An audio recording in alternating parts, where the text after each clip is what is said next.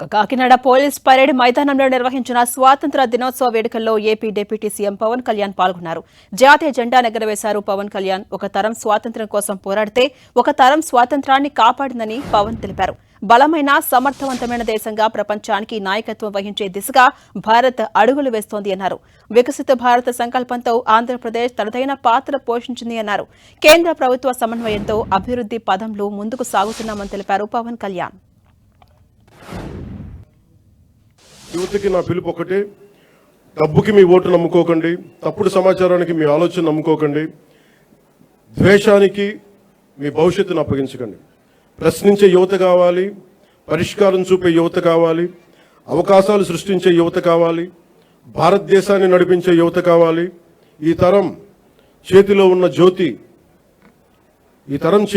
జ్యోతి యువత.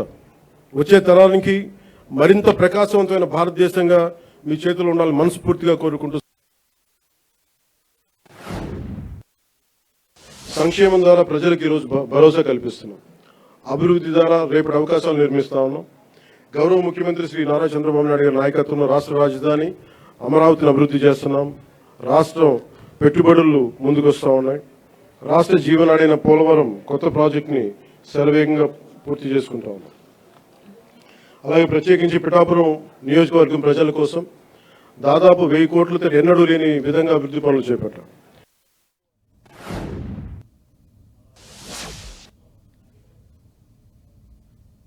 ఆంధ్రప్రదేశ్ రాష్ట్ర ఉప ముఖ్యమంత్రి వర్యులు